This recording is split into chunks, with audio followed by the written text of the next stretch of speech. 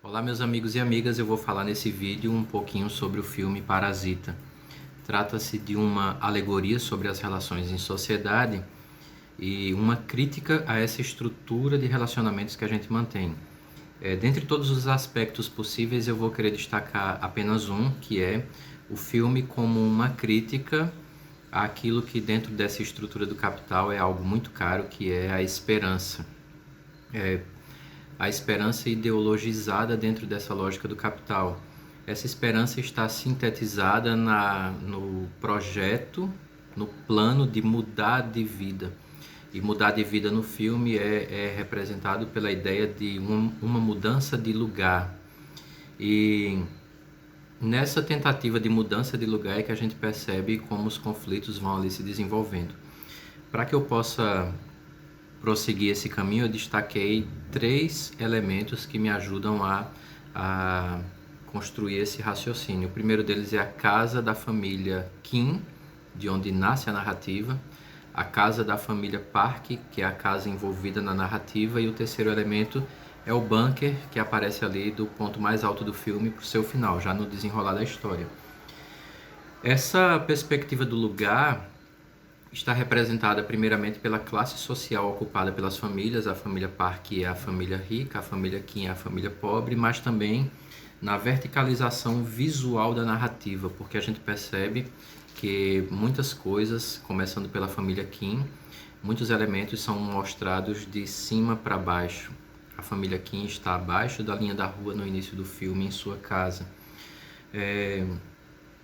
A trama se desenvolve no como a família Kim vai se infiltrando ali na família Park. Então nos dá a impressão de que o parasita da história é a família Kim, mas isso é só uma parte do processo, porque quando a gente vai acompanhando a história, a gente percebe que o contato da família Kim com a família Park começa com uma proposta de trabalho trazida por um amigo do jovem da família Kim. Mas essa proposta tem um limite, que é a falta de um diploma por parte do jovem Kim. E aí o seu amigo diz: finja, fingimento. E aqui eu destaco um outro elemento, que é uma pedra que é dada de presente por ele, a pedra que representa a prosperidade, a mudança do lugar. E aqui é bem interessante como um desafio, porque para que ele mude de lugar é preciso que ele finja ser outra pessoa, é preciso que ele negue o seu lugar de origem. Então veja que na verdade todos estão no não lugar para começar essa história. E aqui eu chamo de auto-engano. Por que o auto-engano? Porque você acha que esse fingimento vai lhe proporcionar a virada de perspectiva, a mudança de lugar, a esperança que se concretiza. E aí quando ele entra em contato com a família Park, você percebe visualmente que é comunicado os lugares. Por quê? Ele vê a governanta conversando com a dona da casa, tem um vidro por onde ele vê e tem uma linha que separa. Ele está do lado da governanta, os pobres estão num lugar, os ricos em outro. Visualmente isso é apresentado. Ele sobe uma escada e caminha com a senhora Park, tem uma linha no chão que separa os dois. E do ponto de vista vertical isso é comunicado visualmente, mas do ponto de vista horizontal começa um conflito bem aberto, que é justamente o canibalismo social. Para que a família Kim ganhe o lugar dentro da família Park, eles precisam passar por cima dos 2 empregados que lá já estavam. E aqui, nessa lógica, a gente percebe o primeiro aspecto dessa dimensão parasitária. Eles são parasitas nessa lógica estrutural. Mas quando a gente caminha um pouco mais adiante, o filme vai nos mostrar que a família Park também é uma família de parasitas.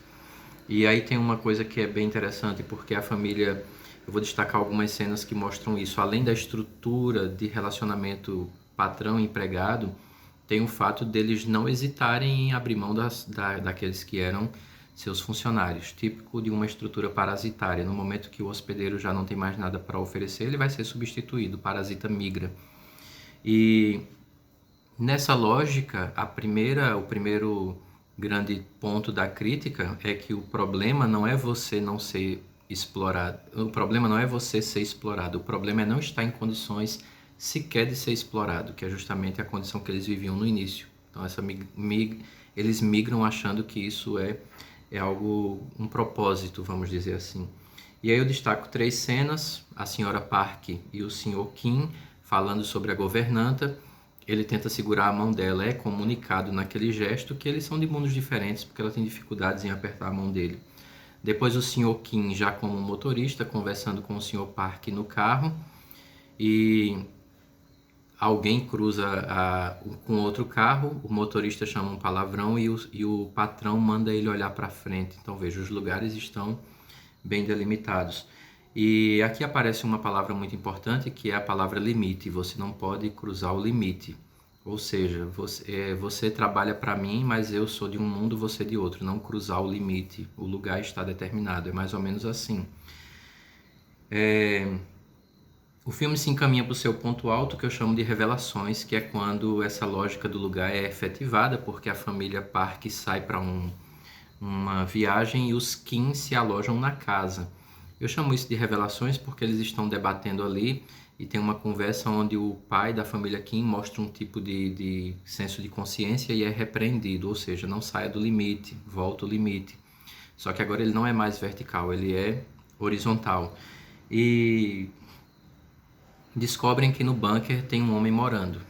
E aqui tem uma coisa bem séria porque do ponto de vista horizontal eles conversam com a antiga governanta, ela diz que dá para viverem bem, mas aí os Kim reagem com violência. Por quê?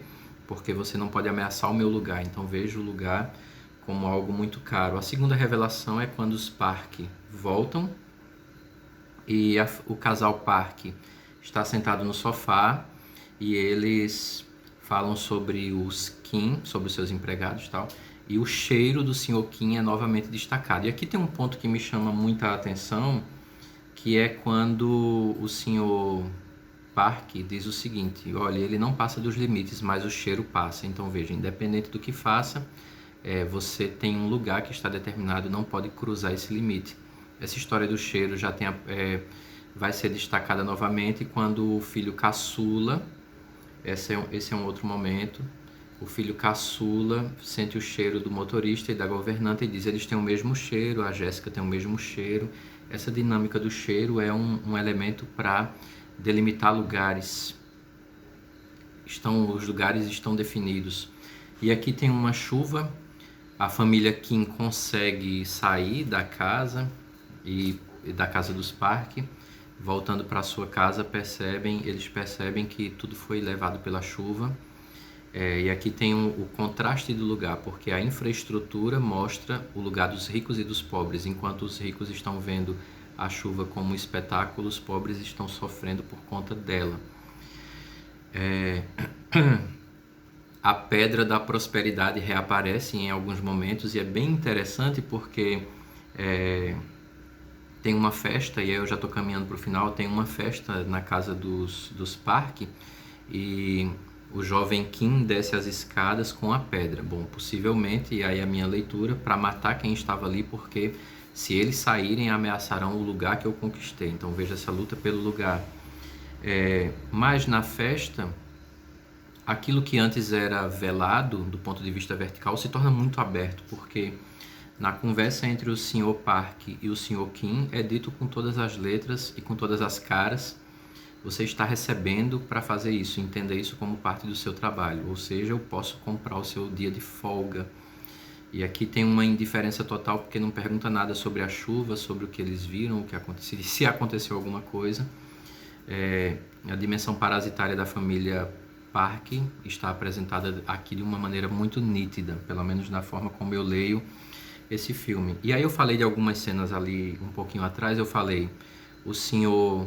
Kim com a sua patroa falando da governanta, o aperto de mão, ele no carro com o seu chefe e o chefe manda ele olhar para frente.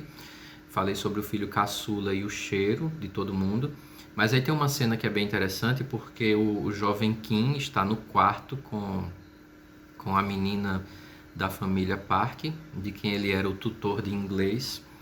E ele olha para fora e vê todo mundo lá se divertindo e perceba que ele vê o reflexo dele, né? O eu que está lá dentro e um eu que pode estar lá fora. E aí ele pergunta para ela se ela acha que ele se enquadra naquilo. Para mim essa é a cena que mostra o auge dessa dimensão parasitária da família Park, porque A resposta da menina não é com palavras, é com um gesto, mas o gesto fala tudo. Você não precisa ser sul-coreano para entender que aquele gesto é um gesto forçado, o que mostra que além do trabalho vendido, afetivamente ele estava sendo explorado, né? Ele era um parasita até da sua afetividade, se aproveitava dele. Inclusive tem uma conversa onde ele diz para a família que acha que ela também gosta dele, né? Então até isso está sendo uma exploração, uma dimensão parasitária. E aqui dentro da festa acontece um ponto alto que é um auge de violência, onde o fantasma, que era o cara que vivia no bunker, porque ele é assim chamado em algumas ocasiões, ele sai e age com violência contra a família Kim. Por que ele age com violência contra a família Kim? Porque antes a família Kim agiu de forma violenta. E a violência de ambos os lados tem a ver com a proteção de um lugar, ou seja, se os patrões souberem o que vocês sabem sobre nós, a gente perde o lugar. Então, a violência dos Kim se justifica pela desejo de permanecer naquele lugar.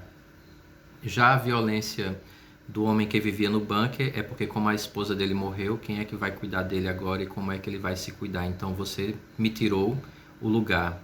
Só que o lugar é um lugar de miserável, né? De miserabilidade, mais uma miserabilidade que cultuava o dono da casa simplesmente porque ele dava comida e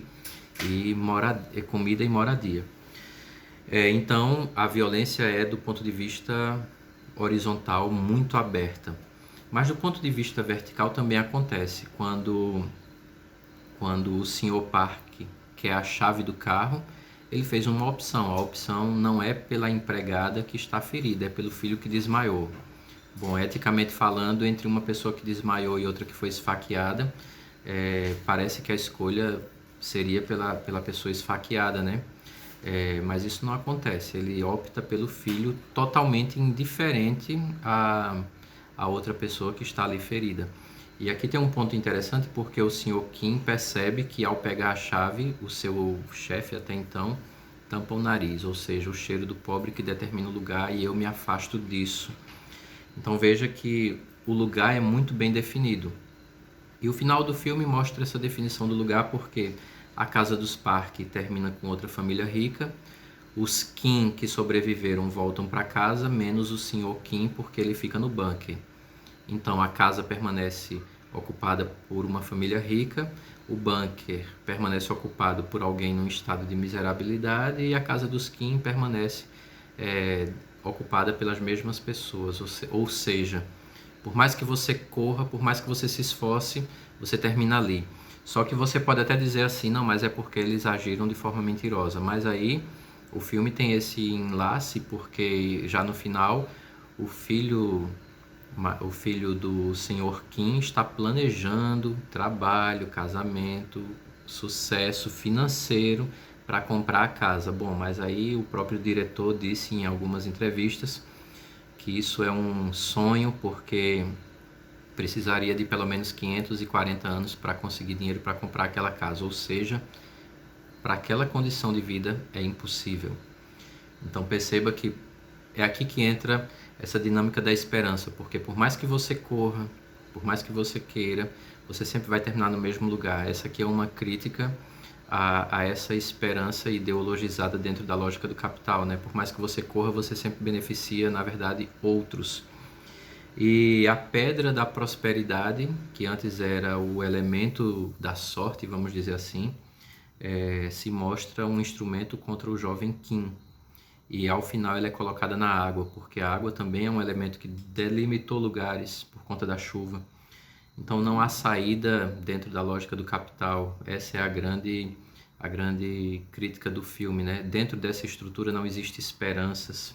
E aí quem seria o parasita dessa história? Já que no caminho que eu percorri, tanto os Kim quanto os Park são parasitas, eu percebo duas coisas. Dentro da estrutura do capital, todos são parasitas, porque o próprio capitalismo é o parasita. E aí eu espero que essa seja uma boa contribuição ou provocação. Muito obrigado.